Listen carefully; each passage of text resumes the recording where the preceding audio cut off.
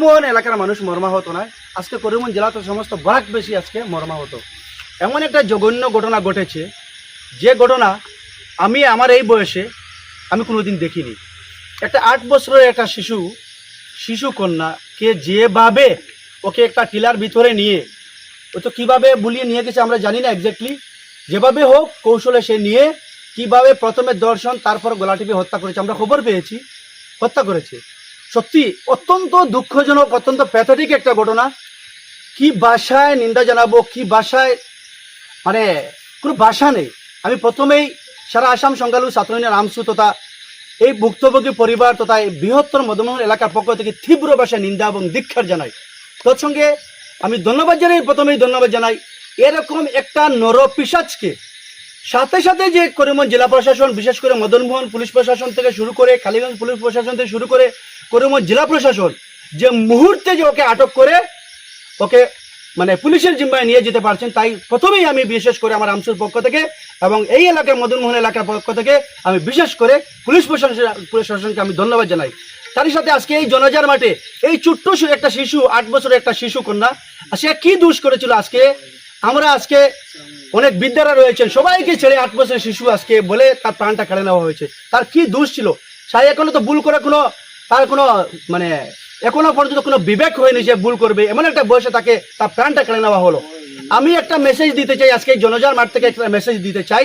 সেই মেসেজটা হলো, পুলিশ প্রশাসনের নিকট আমাদের দাবি হলো এমনভাবে এই যে জাকির আলম যে নরপিশাচ, ওই গ্রামের মদনমোহন এলাকার যে নরপিশাচ জাকির আলম তালুকদার, আমি নাম শুনেছি জাকির আলম তালুকদার, এই নরপিশাচকে খুব মানে কম সময়ের ভিতরে এমনভাবে চার্জশিটটা দেওয়া হোক যাতে ও মানে যাবজ্জীবনের সাজাপ্রাপ্ত হয়।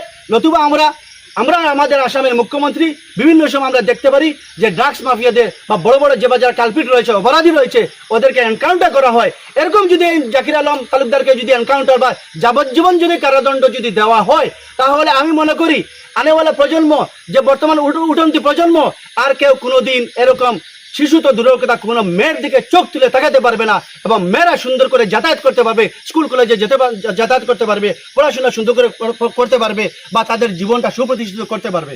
আমি পুলিশ প্রশাসনের নিকট আজকে আবারও দাবি জানাচ্ছি, আজকে আমাদের এডিশনাল এসপি ক্রাইম যিনি রয়েছেন, ওনার সাথে আমরা দীর্ঘ সময় আলোচনা হয়েছে।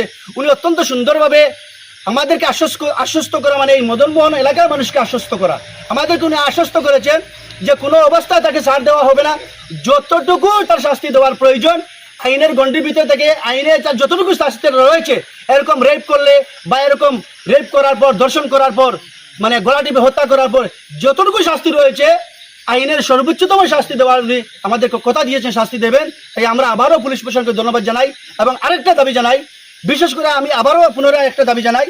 সেই দাবিটা হলো এই এলাকায় পুলিশ প্রশাসন, বিশেষ করে এই এলাকা ধরে, এই এলাকাকে সূত্র ধরে করিমগঞ্জ জেলার পুলিশ প্রশাসন এমন একটা ভূমিকা নেওক এই জাকির আলম তালুকদারের বিরুদ্ধে, যাতে আর কোনোদিন অদূর ভবিষ্যতে ইন ফিউচার যাতে আর কোনো ছেলে যাতে এরকম কোনো রেপ করতে পারে না, এরকম কোনো মানে গলা টিপে হত্যা করতে পারে না, কোনো মেয়ের দিকে তাকাতে পারে না, যাতে কোনো শ্লীলতাহানি করতে পারে না, এরকম একটা দৃষ্টান্ত স্থাপন করার জন্য আমি সারা আসাম সংখ্যালঘু ছাত্র ইউনিয়ন আমসু এবং বৃহত্তর মদনমোহন এলাকা এবং ভুক্তভোগী যে মেয়ে আজকে প্রাণ কেড়ে নেওয়া হয়েছে, সেই মেয়ের বাবার পক্ষ থেকে, সেই মেয়ের পরিবারের পক্ষ থেকে, বৃহত্তর করিমগঞ্জ জেলাবাসী তথা বরাক উপত্যকার পক্ষ থেকে আমরা পুলিশ প্রশাসনের নিকট জোরালো দাবি জানাই, হাত জোড় করে। ধন্যবাদ।